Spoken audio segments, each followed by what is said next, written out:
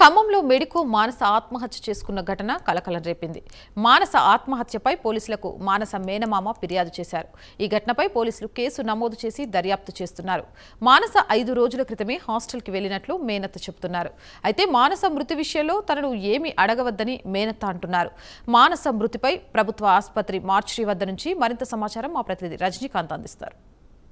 Medico నిన్న petrol పోసుకొని తను ఉంటున్న ప్రైవేటు హాస్టల్ గదిలో ఆత్మహత్య చేసుకున్న ఘటన ఖమ్మంలో కలకలం సృష్టిందని చెప్పవచ్చు. సముద్రాల మానస గత 4 సంవత్సరాల క్రితం వరంగల్ సంబంధించిన యువతి, వరంగల్ నయీం నగర్ సంబంధించిన సముద్రాల మానస 4 సంవత్సరాల క్రితం ఎంబీబీఎస్ BDS డెంటల్ కోర్సులో జాయిన్ అయింది. గత 4 సంవత్సరాలుగా ప్రైవేట్ హాస్టల్లో ఉంటూ తను విద్యను అభ్యసిస్తున్న పరిస్థితి కనబడుతుంది. దాదాపు ఆమె రాత్రి నిన్న సాయంత్రం 4 గంటల ప్రాంతంలో తన హాస్టల్ పరిసర ప్రాంతాల్లో ఉన్న లకారం ట్యాంక్ బండ్ సమీపంలో ఉన్న పెట్రోల్ బంకులో మాత్రానికి పెట్రోల్ తీసుకొని పోయిన విజువల్స్ కూడా స్పష్టంగా మనకు కనబడుతుంది. స్పెషల్ పెట్రోల్ తన సంచిలో తీసుకొని వెళ్ళిన తర్వాత ఆ రూమ్లో గదిలో తన స్నేహితులు కాస్త బయటికి వెళ్ళిపోయారు. స్నేహితులు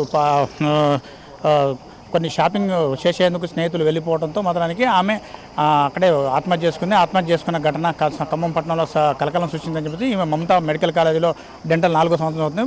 ప్రస్తుతం ఖమ్మం ప్రభుత్వ ఆసుపత్రి వద్ద పోస్టుమార్టం కూడా అంత్యక్రియలు పోస్టుమార్టం పూర్తయిన తర్వాత ఆమె స్వస్థలానికి అంబులెన్స్లో తరలిస్తున్నారు.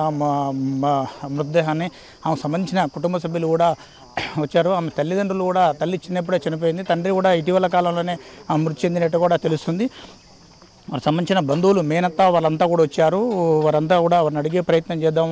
మనం అడిగే ప్రయత్నం. చాలా బంగారం అండి. అంటే ఏం కారణం ఏం లేదండి. అసలు మాకైతే నమ్మలేకపోతున్నాం మేము. అసలు మీతో ఎలా ఉండేది, మాట్లాడుతుండేది? చాలా బాగుంటుందండి.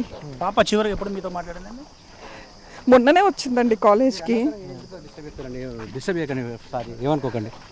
ఏం లేదు, ప్రాబ్లం లేదు, చెప్పిన మాకే తెలియదు కదా. అన్ఎక్స్పెక్టెడ్ మాకు పోలీస్ వాళ్ళు ఇన్ఫార్మ్ చేస్తే మాకు తెలియదు. వచ్చాము అంతే. ప్లీజ్ అదేం లేదండి.